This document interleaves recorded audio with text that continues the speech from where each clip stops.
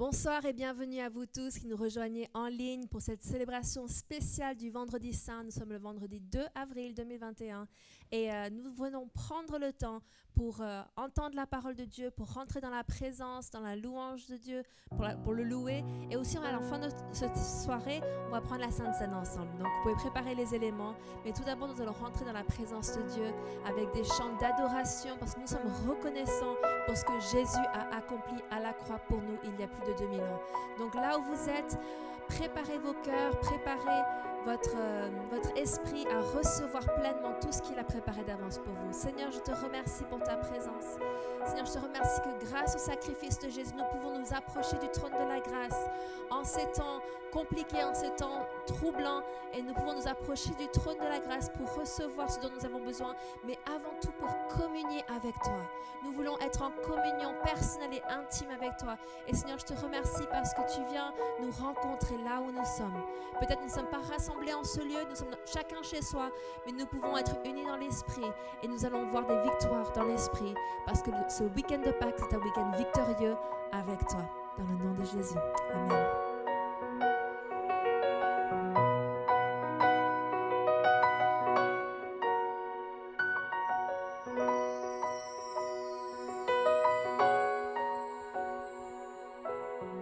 Jusqu'au calvaire, tu es venu du trône du ciel. Ton sang versé a effacé toute notre déchéance.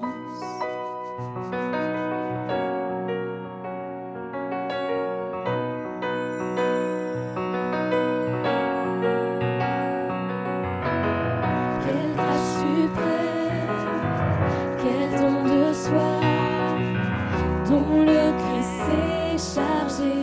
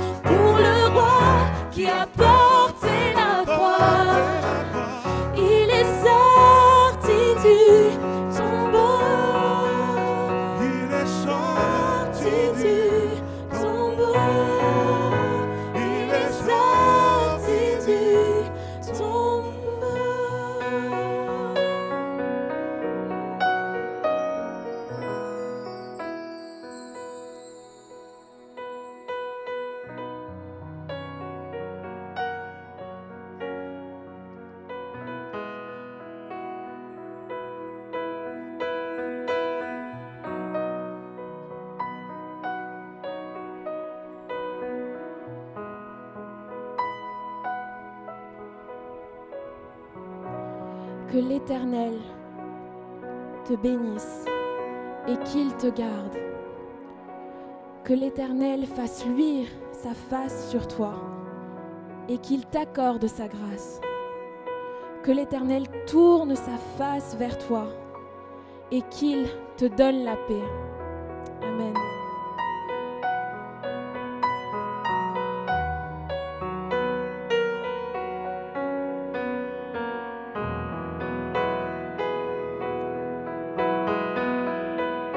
ברוך אתה אדוני, אלוהינו מלך העולם. אמן.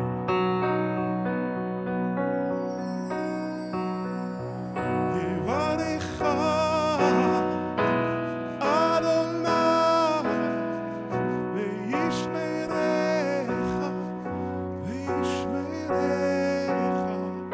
יאר אדוני פניו אליך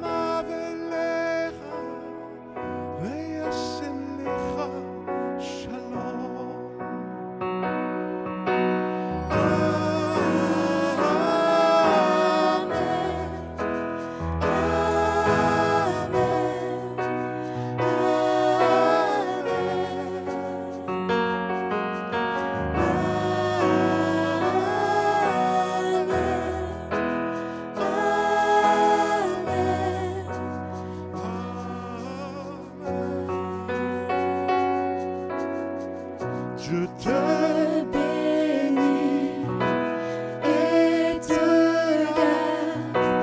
Il rayonne sur toi, il t'accorde sa grâce.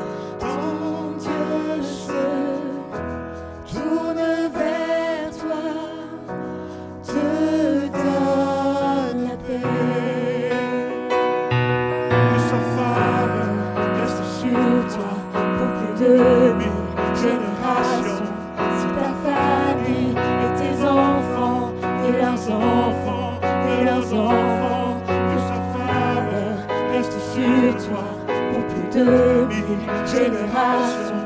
Si ta famille et tes enfants et leurs enfants et leurs enfants.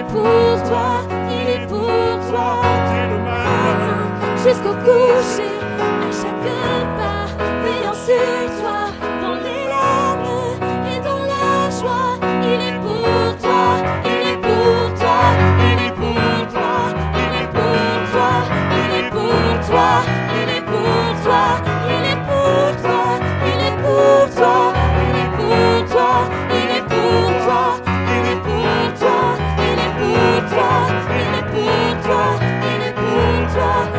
Pour toi.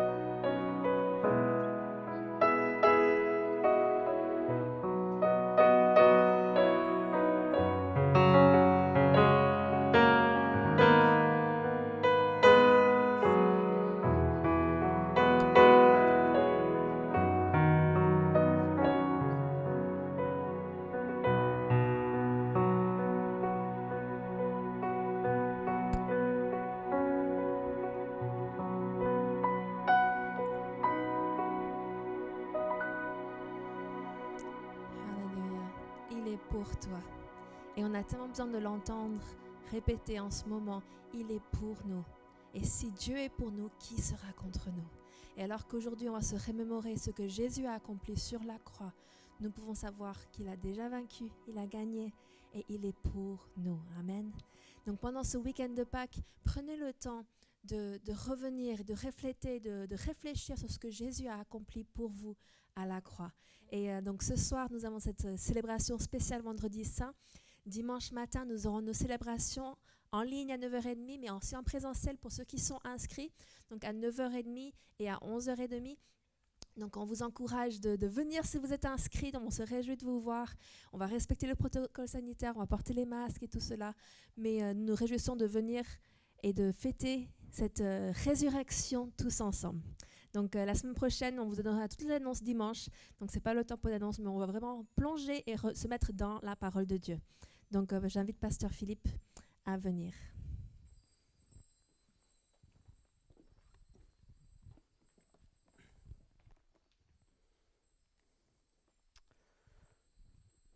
Bonsoir à toutes et à tous.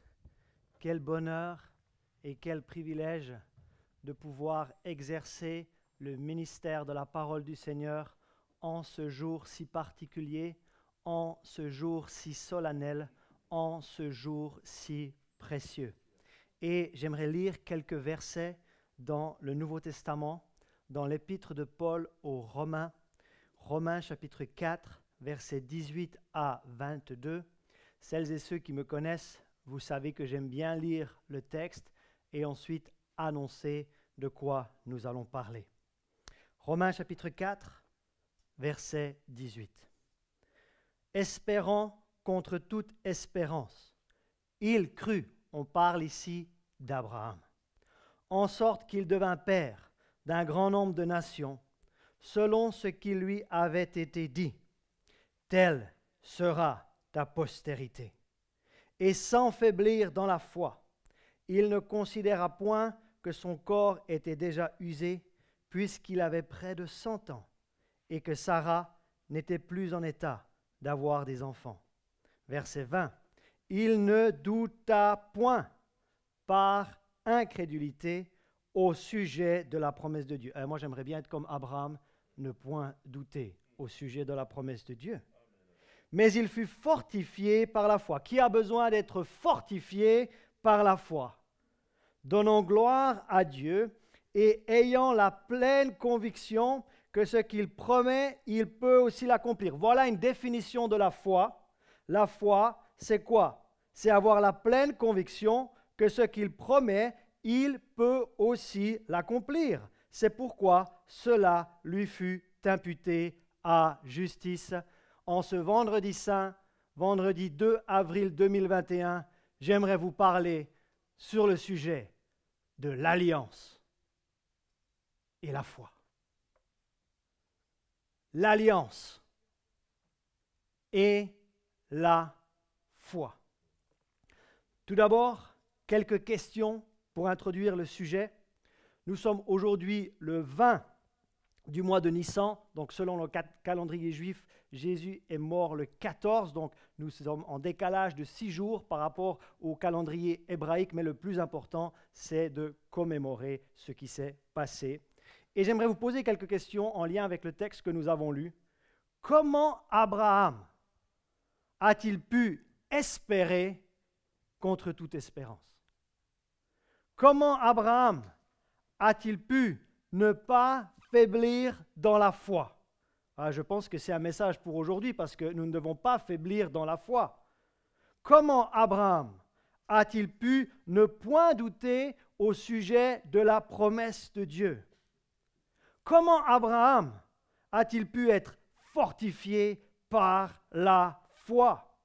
Et enfin, comment Abraham a-t-il pu avoir la pleine conviction que ce que Dieu promet, il peut aussi l'accomplir? C'est quoi le secret de la foi d'Abraham? Pourquoi Abraham est-il le père de la foi? Pourquoi est-il notre père dans la foi? Mais j'aimerais vous dire que même quelqu'un du calibre d'Abraham n'a pas tout de suite atteint un tel niveau de foi. Et je vais vous montrer en Genèse chapitre 15 qu'il n'avait pas toujours un tel niveau dans la foi, parce que la foi vient de ce qu'on entend, et ce qu'on entend vient de la parole de Dieu. Et il y a deux questions que notre Père dans la foi a posées en Genèse 15 au sujet des promesses que Dieu lui avait faites.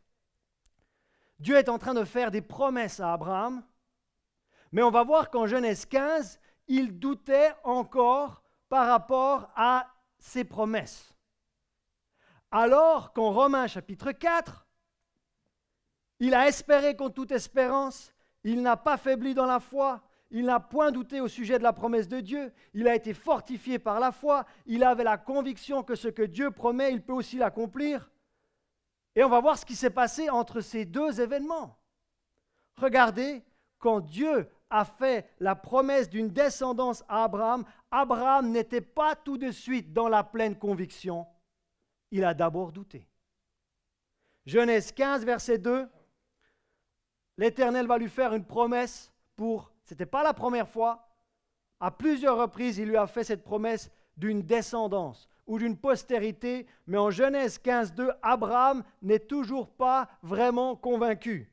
Abraham, Genèse 15, 2, répondit, ou Abraham, il n'est pas encore Abraham à ce moment-là, « Seigneur éternel, que me donneras-tu? Je m'en vais sans enfant, et l'héritier de ma maison, c'est Eliezer de Damas. » Donc Dieu réitère sa promesse d'une descendance, mais Abraham n'est pas encore dans la pleine conviction de la foi, il est encore dans le doute, parce qu'il apprend à connaître Dieu. Et Abraham n'avait pas une Bible comme nous, il ne pouvait pas retourner dans sa Bible pour voir ce que Dieu avait dit. Dieu était en train de lui parler, et c'était la 4e fois que Dieu était en train de lui dire que tu vas avoir une descendance, tu vas avoir une postérité. Mais avoir une descendance, c'est bien, mais si on n'a pas un pays pour habiter avec son descendance, ce n'est pas génial. Donc en plus de lui faire une promesse de descendance, il va aussi lui faire la promesse d'un pays. Genèse 17, versets 7 à 8, l'Éternel lui dit encore, « Je suis l'Éternel qui t'ai fait sortir d'Our en Chaldée pour te donner en possession ce pays. » Abraham, qui n'est pas encore Abraham, répondit, « Seigneur éternel, à quoi connaîtrai-je que je le posséderai ?» Mais on voit deux Abraham différents. On voit Abraham en Genèse 15, qui est en train de douter en ce qui concerne la promesse de Dieu concernant sa descendance et en ce qui concerne la promesse de Dieu par rapport au pays qu'il est censé occuper avec sa postérité. Ça, c'est Genèse 15. Et en Romains chapitre 4, on a un Abraham qui espère contre toute espérance. On a un Abraham qui ne faiblit pas dans la foi. On a un Abraham qui ne doute point au sujet de la promesse de Dieu. On a un Abraham qui est fortifié par la foi. On a un Abraham qui a la conviction que ce que Dieu promet, il peut aussi l'accomplir. Ma question, c'est qu'est-ce qui s'est passé entre Genèse 15 et Romains chapitre 4? Comment Abraham a-t-il pu passer du doute à la pleine conviction de la foi? Ma question est la suivante. Que s'est-il donc passé entre Abraham en Genèse 15, douteux des promesses, et Abraham en Romains chapitre 4, pleinement convaincu que Dieu peut accomplir ce qu'il promet? Qui aimerait avoir la foi d'Abraham ici? Mais pour avoir la foi d'Abraham, il faut comprendre ce qui s'est passé entre Genèse 15 et Romains 4. Il y a quelque chose qui l'a marqué. Il y a quelque chose qui l'a transformé. Il y a quelque chose qui l'a changé. Il y a quelque chose qui l'a fait passer du doute à la pleine conviction. Maintenant, vous voulez la réponse, hein? Et la réponse, elle est dans Genèse 15, versets 9 à 10. Qu'est-ce s'est-il passé? Qu'est-ce qui a à ce point changé Abraham? Genèse 15, 9. Et l'Éternel lui dit, prends une génisse de 3 ans, une chèvre de 3 ans, un bélier de 3 ans, une tourterelle et une jeune colombe. Abraham prit tous ces animaux, il les coupa par le milieu et mit chaque morceau l'un vis-à-vis de l'autre, mais il ne partagea point les oiseaux. Alors là, si on ne connaît pas la culture hébraïque, si on ne connaît pas les racines hébraïques de l'Église, on va passer à côté de ce qui est en train de se passer dans ce texte. Ce que Dieu est en train de demander à Abraham, c'est de faire le rite hébraïque de l'alliance de sang. Parce que cette façon de couper les animaux par le milieu, c'est la façon dont il procédait pour pouvoir faire une alliance de sang. Et si on continue le texte en Genèse 15, verset 18, certains vous êtes déjà en train de vous projeter dans le Nouveau Testament. Vous êtes déjà en train de vous projeter avec Jésus sur la croix. C'est là où je vais aller. Mais d'abord, je suis en train de poser le contexte historique pour comprendre vraiment ce qui s'est passé sur la croix de Golgotha. Si le sang des animaux a pu changer la foi d'Abraham, à combien plus forte raison le précieux sang de Jésus devrait changer notre foi. Le secret, la clé de la foi d'Abraham, c'est quand Dieu, il a scellé les promesses et que ces promesses n'étaient plus que verbales, mais qu'elles ont été scellées dans le sang. Ça a changé la foi d'Abraham. Et on le lit un peu plus bas, dans Genèse 15, 18. Qu'est-ce qui s'est passé quand il a coupé ces animaux par le milieu? Genèse 15, 18. En ce jour-là, l'Éternel fit alliance avec Abraham. Il dit, je donne quoi? Ce pays. Souvenez-vous qu'au début du chapitre, il doutait encore de la promesse de Dieu à son égard. Mais en Romains 4, il n'a plus aucun doute. Non seulement il lui donne la promesse du pays, mais il lui donne aussi, où il refait cette promesse d'une postérité. Regardez, Genèse 15, 18, il y a tout est là. En ce jour-là, l'Éternel fit alliance avec Abraham et dit, je donne ce pays à ta postérité. Êtes-vous d'accord qu'en Genèse 15, au début du chapitre, Abraham était encore dans le doute? Comment vais-je savoir que je vais avoir un descendant? Comment vais-je savoir que je vais avoir un pays? Mais maintenant, ce qui se passe ici, c'est que les promesses de Dieu ne sont plus que verbales. Les promesses de Dieu sont scellées dans le... Je ne sais pas si tu as déjà juré de faire quelque chose, c'est-à-dire que tu étais vraiment sérieux quand tu as prononcé de ta bouche certaines paroles. Mais là, Dieu, il est tellement sérieux en ce qui concerne ses promesses qu'il a décidé qu'elles ne soient plus seulement verbales, mais qu'elles deviennent scellées dans le sang. Préparez la Sainte Seine, parce qu'on va quelque part. Le mot hébreu pour alliance, c'est bérit, qui implique une incision avec effusion de sang.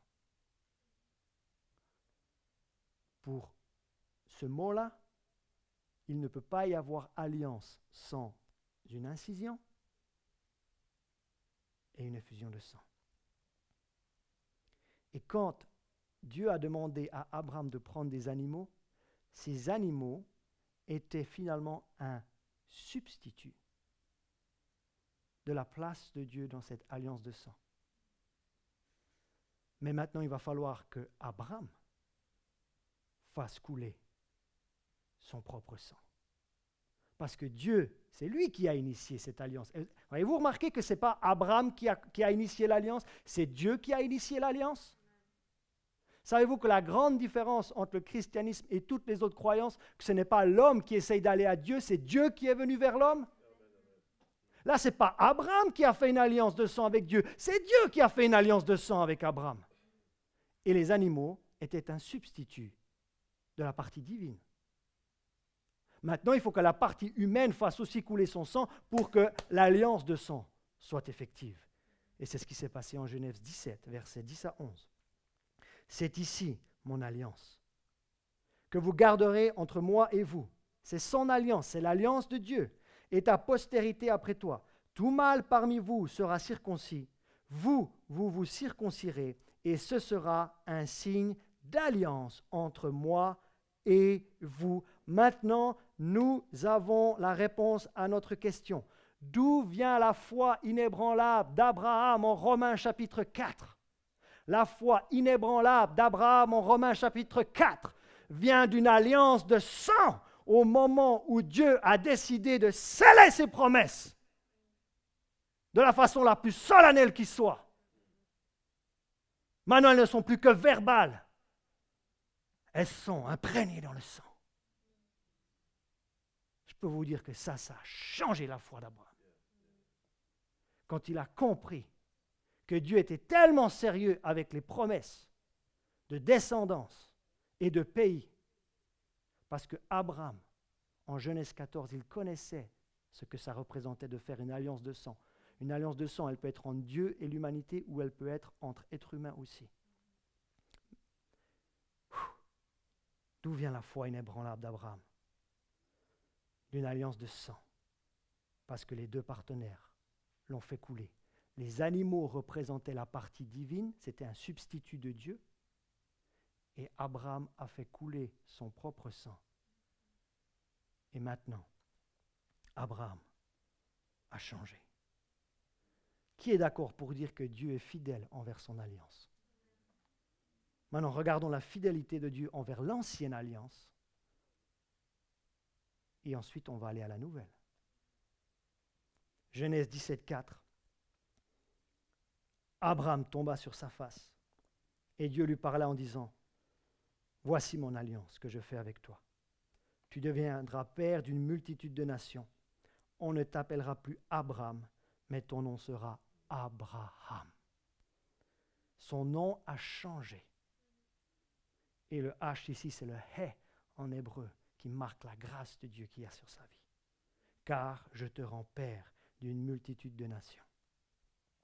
Remarquez ici, on est au verset 4. Et le sang d'Abraham a coulé au verset 10.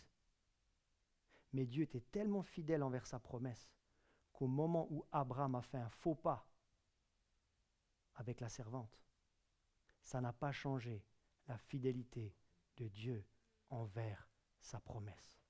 Parce que la différence entre un contrat et une alliance, un contrat, c'est basé sur la performance, alors qu'une alliance, c'est basé sur la promesse qui a été faite. C'est ceux qui sont mariés, vous n'êtes pas dans un contrat. Vous êtes dans une alliance. Et souvenez-vous des promesses qui ont été faites le jour de votre mariage. Donc Dieu a été fidèle envers son alliance, même si Abraham avait fait un écart de trajectoire. Maintenant, pourquoi Abraham est-il le père de notre foi? Parce qu'il a lui aussi été fidèle envers l'alliance. Vous êtes d'accord que Dieu a prouvé sa fidélité? Maintenant, on va voir comment Abraham a montré sa fidélité. Genèse 22, c'est la fameuse histoire où il va offrir son fils en sacrifice. Genèse 22, versets 16 à 17. Et parce que tu as fait cela, et que tu n'as pas refusé ton fils Abraham, ton unique... Là, il y a déjà une préfiguration. Il y a déjà quelque chose qui annonce l'évangile ici.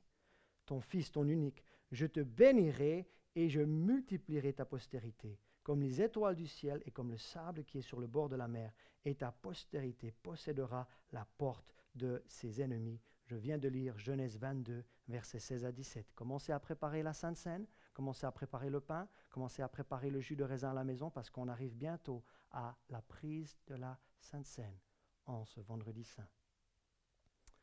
Donc là, c'est Abraham qui a prouvé sa fidélité envers l'ancienne alliance. Dieu avait déjà prouvé sa fidélité, Dieu avait déjà fait couler son sang par l'intermédiaire des animaux, et il avait déjà prouvé sa fidélité envers l'alliance. On a vu en Genèse 17 que le sang d'Abraham a coulé par la circoncision, donc son sang a coulé maintenant, et maintenant c'est lui qui doit prouver sa fidélité envers l'alliance. Et il l'a fait. Mais moi je suis père de 2 filles. Comment un père peut-il offrir son fils en sacrifice? Vous savez quoi? Il a été tellement convaincu que pour que Dieu tienne sa promesse de descendance pour lui, scellée depuis Genèse 15 dans une alliance de sang, Abraham savait pertinemment qu'à partir de ce moment-là, lui qui a lui-même fait couler son sang, Dieu n'avait plus que 2 options. Si moi je donne mon fils, Isaac, et là il y a l'évangile, lui doit donner son fils. Ils sont maintenant dans une alliance de sang. Donc si Abraham, on lui demande son fils, ça veut dire que Dieu va devoir donner son fils. Première option. Deuxième option, si je donne mon fils, étant donné qu'il m'a juré maintenant d'une descendance par Isaac,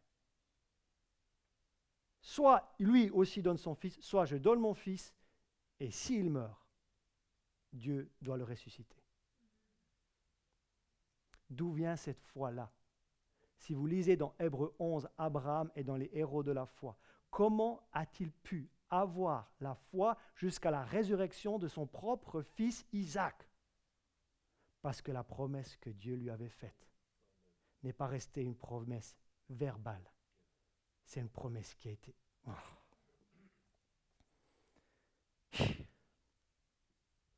Est-ce que vous avez compris quelque chose là? Donc maintenant, Abraham a vu l'évangile avant tout le monde. Quand lui a voulu offrir son fils, il a vu par la foi que Dieu allait offrir son fils. C'était son unique fils, que Dieu allait donner son unique fils. Abraham avait la foi qu'en cas de mort, Dieu pouvait le ressusciter des morts. Mais vous savez qu'à la fin, il a été épargné, n'est-ce pas? Mais que Dieu a donné son fils unique et que lui est vraiment mort, mais qu'il avait la foi. Pour le...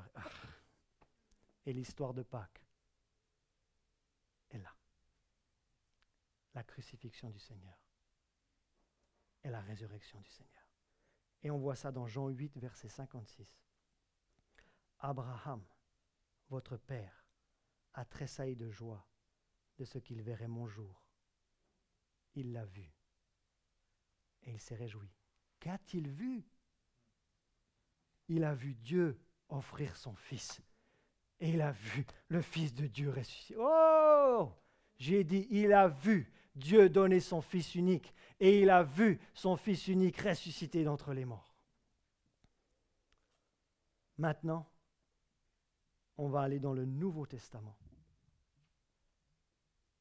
Et je vais vous demander de préparer le pain et de préparer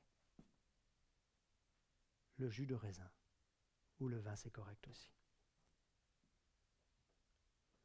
On a vu comment, par l'intermédiaire des animaux, Dieu a fait couler son sang et comment il a prouvé sa fidélité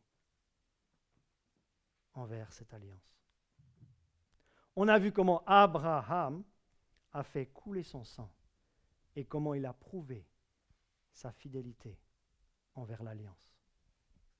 Est-ce que vous voulez voir où c'est qu'on voit l'amour de Dieu et sa fidélité envers nous dans la nouvelle alliance? Romains 5, 8, encore 2 passages. Mais Dieu prouve son amour envers nous, en ce que lorsque nous étions encore des pécheurs, Christ est mort pour nous. Donc Dieu a prouvé sa fidélité envers l'ancienne alliance à destination d'Abraham. Et dans la nouvelle alliance que Jésus a instituée sur la croix, vous savez quoi? Nous étions encore des pécheurs, mais par amour pour nous, Christ est mort pour nous. Alors, est-ce que Dieu s'est engagé envers nous? Est-ce que Dieu nous a aimés? est-ce que Dieu n'a-t-il pas prouvé sa fidélité envers nous? Et je suis sûr, si je demandais à chaque personne de l'Assemblée, as-tu un témoignage de la fidélité de Dieu? Je suis sûr que vous auriez tous au moins un témoignage de la fidélité de Dieu. Mais dans l'Ancienne Alliance, c'était des animaux qui représentaient le substitut, qui remplaçaient Dieu, et le sang d'Abraham a vraiment coulé. Et dans la Nouvelle Alliance, quelqu'un va avoir une révélation. Jésus était 100% Dieu. Jésus était 100% homme. Il y a la divinité de Jésus et il y a l'humanité de Jésus. Jésus représente la partie divine. Jésus représente la partie humaine. Oh là là là là là là. Et quand son sang a coulé, c'est comme si la partie divine et la partie humaine, il est notre substitut. Dans Genèse 15, c'était les animaux qui étaient le substitut de Dieu. Mais dans la Nouvelle Alliance, c'est Jésus-Christ qui est notre substitut. C'est lui qui a pris notre place. C'est lui qui s'est donné pour... Oh, quel merveilleux Dieu.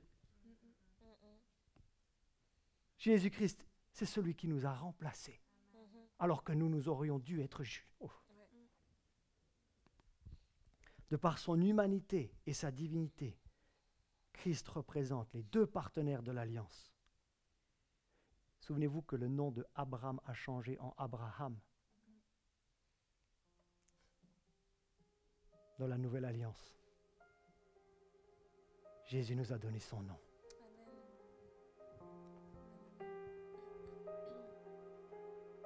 Et quiconque invoquera le nom du Seigneur sera sauvé.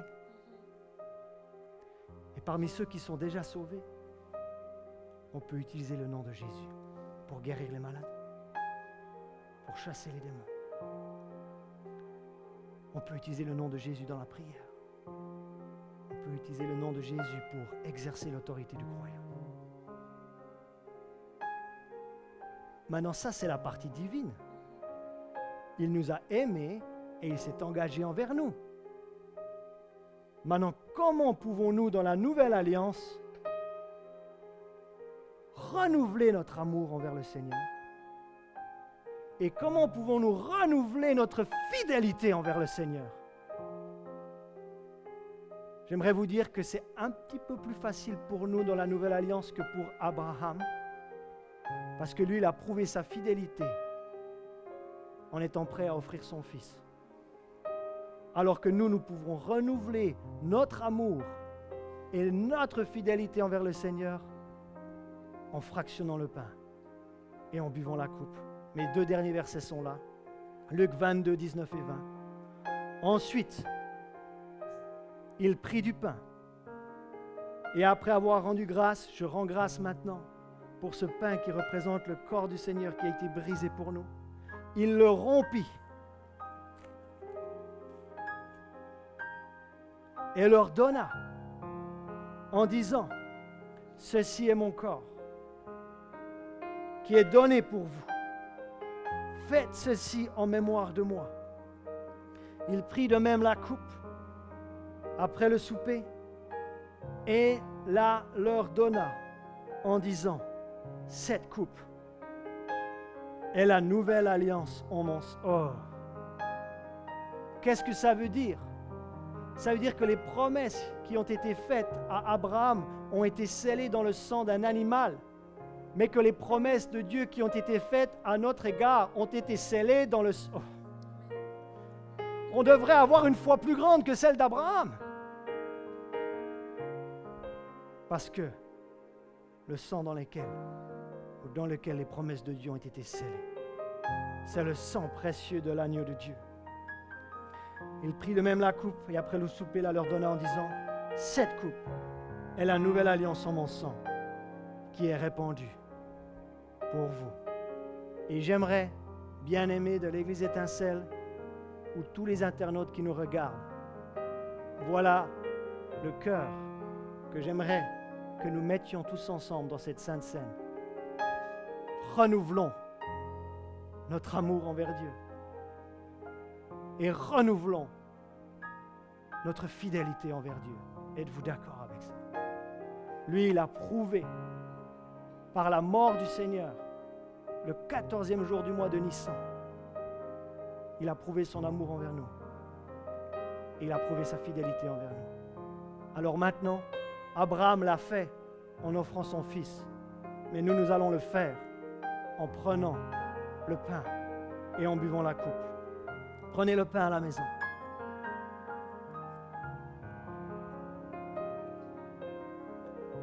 Et avec le pain, nous allons renouveler notre amour envers lui. Et ensuite, avec la coupe, nous allons renouveler notre fidélité envers le Seigneur. Je le fais pour moi, je ne peux pas le faire pour vous. Père, dans le nom de Jésus, par ce repas du Seigneur, en ce jour si solennel, si précieux, je renouvelle mon amour envers toi en prenant ce pain qui représente ton corps qui a été brisé pour moi et l'alliance que Dieu a bien voulu sceller en ton sang par amour pour moi. Et toutes tes promesses, elles sont sérieuses. Toutes tes promesses envers moi, elles sont oui et amen en Christ Jésus. Mangeons ensemble.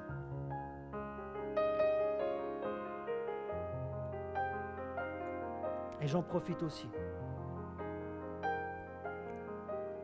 En ce vendredi 2 avril 2021, de renouveler ma fidélité envers toi. Je veux rester proche de toi tous les jours de ma vie. Et je ne veux pas m'égarer loin de ta présence.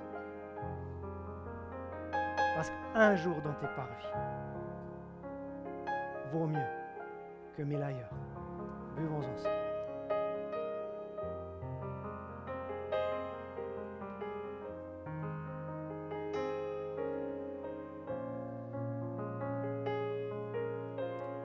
Que le Seigneur vous bénisse et que le Seigneur vous garde et qu'il fasse luire sa face sur vous.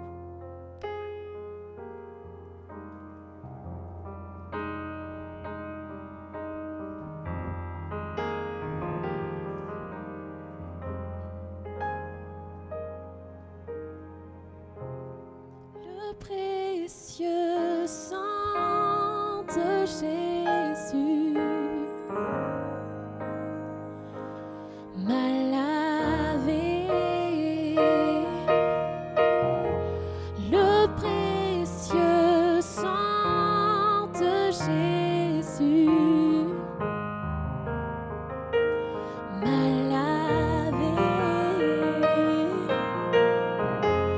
Le précieux sang de Jésus m'a lavé.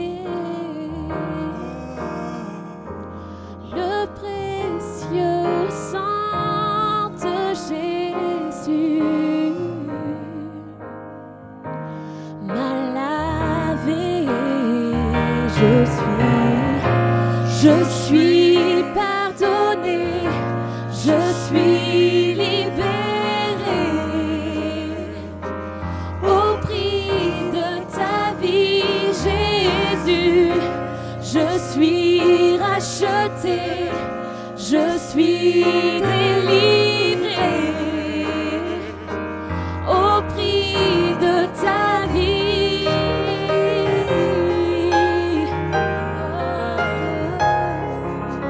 Merci pour ton sang.